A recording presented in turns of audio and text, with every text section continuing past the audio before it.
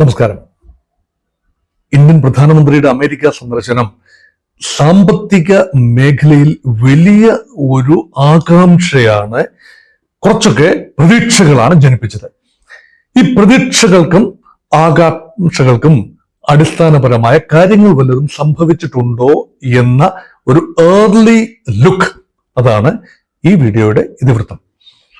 നമുക്കറിയാം, Indo American trade $160 billion per year.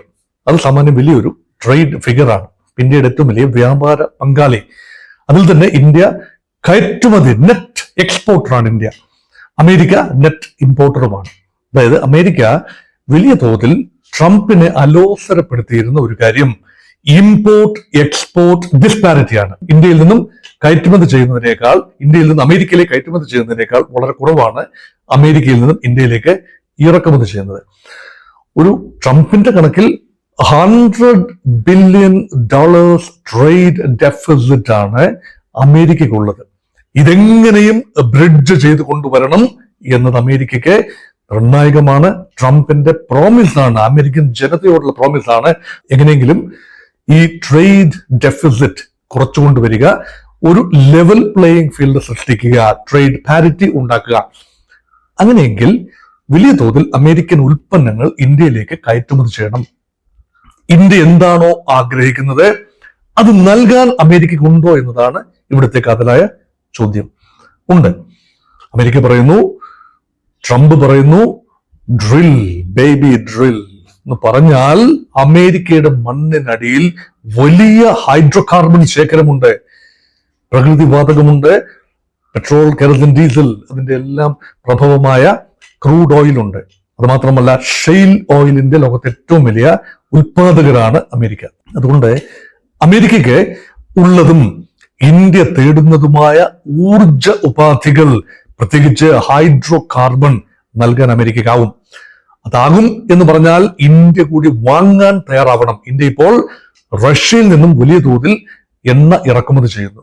Crude oil Gulf രാജ്യങ്ങളിൽ നിന്നും മുൻപുള്ളതിനേക്കാൾ കുറവാണ് ഇപ്പോൾ ഇറക്കുമതി ചെയ്യുന്നത്. India has A diversified policy. ഇത് ഒന്ന് റിവ്യൂ ചെയ്ത് പരമാവധി ഹൈഡ്രോ കാർബൺ ഉൽപ്പന്നങ്ങൾ, ക്രൂഡ് ഓയിൽ പോലെയുള്ള അസംസ്കൃത വസ്തുക്കൾ അമേരിക്കയിൽ നിന്ന് ഇറക്കുമതി ചെയ്യാൻ സാധിക്കുമോ എന്നാണ് ട്രംപിന്റെ നോട്ടം. ഇന്ത്യക്ക് എതിരുണ്ടാവില്ല, കാരണം നമുക്ക് വാങ്ങണമല്ലോ. പക്ഷേ റുപ്പി ടേംസിൽ റഷ്യയിൽ നിന്നും ആദായകരമായി എണ്ണ ഇറക്കുമതി ചെയ്യാൻ സാധിക്കുമ്പോൾ എന്തിന് വില കൂടിയ എണ്ണ മാർക്കറ്റ് റേറ്റിൽ അമേരിക്കയിൽ നിന്നും ഇറക്കുമതി ചെയ്യണം എന്ന ഒരു ആശങ്ക ഇന്ത്യക്കുണ്ടാവുക സ്വാഭാവികമാണ്. അതുകൊണ്ട് ഊർജ സുരക്ഷയ്ക്ക് വേണ്ടി വാതകവും എണ്ണയും ആവശ്യമുണ്ട്. അത് നിർബന്ധമായി നൽകാൻ ഉള്ള സാഹചര്യം ഒരുക്കുക എന്നത് ട്രംപിന്റെ ഒരു സമ്മർദ്ദ തന്ത്രമാണ്. മാത്രമല്ല, ഈ ഹൈഡ്രോ കാർബൺ നയം ട്രംപിന്റെ ഒരു വലിയ സ്ട്രെങ്ത് ആണ്.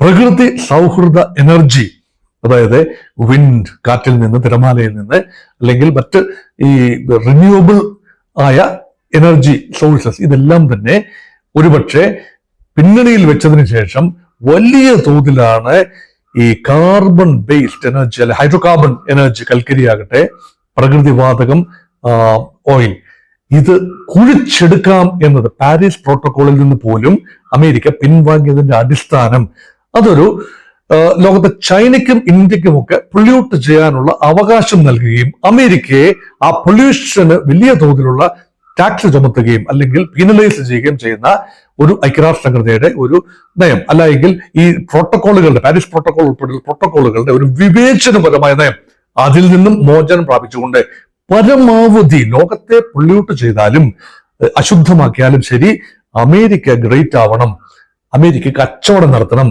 അതുകൊണ്ട് റഷ്യയുടെ കുത്തക പൊളിക്കണം. ഗൾഫ് രാജ്യങ്ങളുടെ, അറബ് രാജ്യങ്ങളുടെ, എണ്ണ സമ്പന്നമായ ഡോളർ റിച്ച് അറബ് രാജ്യങ്ങളുടെ കുത്തക തകർക്കുന്ന രീതിയിൽ അമേരിക്ക ഇതാ രംഗത്ത് വരുന്നു. അതിന് നല്ല ഒരു വ്യാപാര പങ്കാളിയെ കിട്ടണം. അപ്പോൾ രണ്ടുണ്ട് മിച്ചം. അതായത് ഒന്ന്, അധവശിഷ്ട നിലയിൽ അമേരിക്കയ്ക്ക് കുറച്ച് ആശ്വാസം ഉണ്ടാകും. American export to India will increase. അപ്പം ട്രേഡ് ഡെഫിസിറ്റ് കുറച്ചു കൊണ്ടുവരാം. രണ്ട്, ഇന്ത്യ ആഗ്രഹിക്കുന്ന ഒരു കാര്യം നൽകാനുമാവും. അതൊന്ന്. രണ്ട്, അമേരിക്ക ഇന്ത്യയിലേക്ക് എക്സ്പോർട്ട് ചെയ്യാൻ ആഗ്രഹിക്കുന്ന മറ്റൊരു കാര്യം, ഇന്ത്യ ആഗ്രഹിക്കുന്ന കാര്യമാണ് അത്യന്താധുനിക പ്രഹരശേഷിയുള്ള ടെക്നോ ജയന്റായ വിമാനങ്ങൾ, അതായത് പറഞ്ഞു വരുന്നത് സ്റ്റെൽത്ത് വിമാനങ്ങളെ കുറിച്ചാണ്. അമേരിക്കയുടെ ശക്തിയാണ് F-35 സ്റ്റെൽത്ത് ബോംബേഴ്സ്. ഇത് ഇന്ത്യക്ക് ഇപ്പോൾ നിലവിൽ അമേരിക്ക നൽകുന്നില്ല. അമേരിക്ക ആയുധങ്ങൾ ഇന്ത്യക്ക് നൽകുന്ന കാര്യത്തിൽ വലിയ പിശുക്ക് കാട്ടുന്ന രാജ്യമാണ്. ആയുധങ്ങൾ നൽകും അവർക്ക് വേണ്ടാത്ത കാര്യങ്ങൾ. പക്ഷെ ഏറ്റവും ആധുനിക ഫീച്ചേഴ്സ് ഉള്ള ഡ്രോണുകളാകട്ടെ, ഫൈറ്റ് പ്ലെയിൻസ് ആകട്ടെ പാകിസ്ഥാന് കൊടുക്കാൻ തയ്യാറാകുമ്പോൾ, അല്ലെ മറ്റു പല രാജ്യങ്ങൾക്കും കൊടുക്കാൻ, സൗദി അറേബ്യക്കൊക്കെ കൊടുക്കാൻ തയ്യാറാകുമ്പോൾ ഇന്ത്യക്ക് മാത്രം അത് നൽകിയിട്ടില്ലായിരുന്നു. ട്രംപ് പറഞ്ഞു F-35 സ്റ്റെൽത്ത് ബോംബേഴ്സ് ഇന്ത്യക്ക് ലാവിഷായി നൽകാൻ തീരുമാനിച്ചിരിക്കുന്നു. അതിനർത്ഥം എന്താണ്? ഇനിയിപ്പോൾ കുറച്ചൊക്കെ പേടിക്കേണ്ടി വരും. ചൈന ഉൾപ്പെടെയുള്ള രാജ്യങ്ങൾ കുറെയൊക്കെ പേടിക്കേണ്ടി വരും എന്ന് തന്നെയാണ് ആ സന്ദേശം. അതുകൊണ്ട് സാമ്പത്തികമായി നോക്കുമ്പോൾ ഈ അടവശിഷ്ട നില അവിടെയും മെച്ചപ്പെടാം. അപ്പോൾ നമ്മൾ ഉദ്ദേശിക്കുന്നത് ഇന്ത്യയും അമേരിക്കയും ചേർന്ന് ഇപ്പോൾ പറയുന്ന ട്രംപും മോദിയും ഒരേ സ്വരത്തിൽ പറയുന്നു, ഇപ്പോൾ നിലവിലുള്ള $160-170 ബില്യൺ നിന്നും ഇൻഡോ അമേരിക്കൻ ട്രേഡ് അടുത്ത ഒരു 3-4-5 വർഷത്തിനുള്ളിൽ 2030 ആകുമ്പോൾ 500 ബില്യൺ ട്രേഡ് ഫിഗേഴ്സ്. അപ്പൊ ഇന്ത്യയിൽ നിന്നുള്ള കയറ്റുമതി കൂടും, അമേരിക്കയിൽ നിന്ന് ഇന്ത്യയിലേക്കുള്ള കയറ്റുമതി കൂട്ടും. അങ്ങനെ വ്യാപാരം ഇരട്ടിയിലധികമാക്കണം എന്നതും, അതുപോലെ ട്രേഡ് ഡെഫിസിറ്റ്, ഇപ്പോൾ അമേരിക്കയുടെ $100 ബില്യൺ ട്രേഡ് ഡെഫിസിറ്റ് കുറച്ചുകൂടെ കുറച്ചു കൊണ്ടുവരികയും യാഥാർത്ഥ്യ അധിഷ്ഠിതമാക്കുകയും ചെയ്യണമെന്ന ആഗ്രഹമാണ് വരുന്നത്. ഇവിടെ നികുതികൾ, അപ്പൊ നമ്മള് ഇന്ത്യ എന്ത് ചെയ്യേണ്ടി വരും? ഫാർമസ്യൂട്ടിക്കൽ വലിയ തോതിലാണ് എക്സ്പോർട്ട് ചെയ്യുന്നത്. ഗാർമെന്റ്സ് എക്സ്പോർട്ട് വലിയ തോതിലാണ് അമേരിക്കയിലേക്കുള്ള കോട്ടൺ ഉൽപ്പന്നങ്ങൾ, ഷർട്ടുകൾ, മറ്റ് ഡ്രസ് മെറ്റീരിയൽസ് എല്ലാം. അതുപോലെ ഇന്ത്യയുടെ സോഫ്റ്റ്വെയർ കയറ്റുമതി നമ്മുടെ ഒരു ആണിക്കല്ലാണ്. സോഫ്റ്റ്വെയർ നമ്മുടെ കോർ കോമ്പറ്റൻസിയുമാണ്. നമ്മുടെ സോഫ്റ്റ്വെയർ എഞ്ചിനീയേഴ്സ് ഡെവലപ്പ് ചെയ്യുന്ന പ്രോഡക്ട്സ് അത് കയറ്റുമതി ചെയ്യാനുള്ള നല്ലൊരു വിപണിയാണ് അമേരിക്ക. അതിനെല്ലാം തന്നെ വലിയ തോതിൽ ഇറക്കുമതി തീരുവ. ഇങ്ങോട്ട് വരുന്ന ഹാർലി ഡേവിഡ്സൺ ബൈക്കിന് കഠിനമായ നികുതി ചുമത്തുമ്പോൾ തത്തുല്യമായ നികുതി ഇന്ത്യ കയറ്റുമതി ചെയ്യുന്ന സോഫ്റ്റ്വെയറിന് കൊണ്ടുവന്നാൽ ഇന്ത്യ കറങ്ങിപ്പോകും. അതുകൊണ്ട് ഈ ബഡ്ജറ്റിൽ തന്നെ, ഇന്ത്യയുടെ കഴിഞ്ഞ ബഡ്ജറ്റിൽ ഇപ്പോൾ അവതരിപ്പിച്ച, നിർമ്മല സീതാരാമൻ അവതരിപ്പിച്ച ലേറ്റസ്റ്റ് കേന്ദ്ര ബഡ്ജറ്റിൽ തന്നെ അമേരിക്ക സ്പെസിഫിക് ആയ ചില ഇറക്കുമതി ഐറ്റംസ്, ബൈക്ക് ഉൾപ്പെടെയുള്ള കാര്യങ്ങൾക്ക് നികുതി കുറച്ചുകൊണ്ടുവരുന്ന ഒരു പ്രവണത തുടങ്ങി വെച്ചു. അത് ആക്കം കൂടുകയാണ്. അതുകൊണ്ട് ഏപ്രിൽ 1, 2025 വരെയുള്ള 1.5 മാസക്കാലം ഉഭയകക്ഷി അടിസ്ഥാനത്തിൽ അമേരിക്കയും ഇന്ത്യയും തമ്മിൽ വലിയ തോതിലുള്ള ചർച്ചകൾ നടത്തുകയും ചില ധാരണകളിൽ എത്തുകയും ചെയ്യുന്നു. ആത്യന്തികമായ ധാരണ ഒരു സമഗ്ര സാമ്പത്തിക കരാർ ആൻഡ് പാക്കേജ്.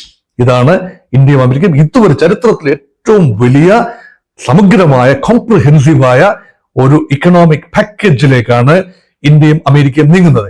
അപ്പോൾ അതിന്റെ തലനാരിഴയ്ക്ക് പരിശോധിച്ചാൽ ഇമ്മീഡിയറ്റ് ബെനിഫിറ്റ് എന്ത് എന്ന് ചോദിച്ചാൽ കാര്യമായ ബെനിഫിറ്റ് ഒന്നും തന്നെ ഉടനടി ഉണ്ടാകാനില്ല. കാരണം അമേരിക്ക കാര്യമായ ലോണുകളോ അല്ലെങ്കിൽ ഗ്രാന്റുകളോ ഒന്നും തന്നെ ഇന്ത്യക്ക് നൽകുന്നില്ല. ഇപ്പോൾ ഈ പറഞ്ഞ ഞാൻ സൂചിപ്പിച്ച കാര്യങ്ങളെല്ലാം തന്നെ പക്ക കച്ചവടമാണ്. ട്രംപ് ഇരിക്കുന്ന 4 വർഷം ഇനിയും കച്ചവടത്തിന്റെ ലാഭനഷ്ടങ്ങളുടെ കണക്കിലല്ലാതെ അമേരിക്കയുടെ സൗഹൃദം പറഞ്ഞ് മൈ ഫ്രണ്ട് ട്രംപ് എന്ന് പറഞ്ഞാലൊന്നും കാര്യം നടക്കില്ല. ഫ്രണ്ടൊക്കെയാണ്, കെട്ടിപ്പിടിച്ചെന്നിരിക്കും, ഉമ്മ കൊടുത്തെന്നിരിക്കും, ഒക്കെ കാര്യം ശരിയാണ്. പക്ഷേ ബിസിനസിന്റെ കാര്യം വരുമ്പോൾ പക്ക ബിസിനസ് ആണ് അമേരിക്കയുടെ പ്രസിഡന്റിന്റെ മനസ്സിൽ.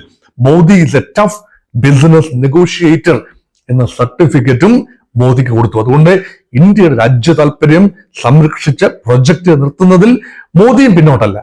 അപ്പോൾ വൈകാരികമായ മറ്റു വിഷയങ്ങൾ, ബന്ധുക്കളെ കൈമാറ്റം അല്ലെങ്കിൽ അനധികൃത കുടിയേറ്റക്കാരുടെ വിഷയം, ഇങ്ങനെയൊക്കെയുള്ള വിഷയങ്ങളിൽ വേറൊരു തലത്തിൽ ചർച്ചകൾ നടത്തേണ്ടതുണ്ട്. അതും ഇതുമായി കൂട്ടിക്കുഴക്കേണ്ടതില്ല എന്ന ഒരു ധാരണയാണ് ഈ 2 നേതാക്കളും തമ്മിലുള്ള ചർച്ചയിൽ ഉരുത്തിരിഞ്ഞത്. അതുകൊണ്ട് we can expect greater cooperation between America and India in the spheres of trade and defense purchases. അതാണ് ഒരു പക്ഷേ ഈ ട്രംപ് മോദി കൂടിക്കാഴ്ചയിലെ മേജർ ടേക്ക് അവേ.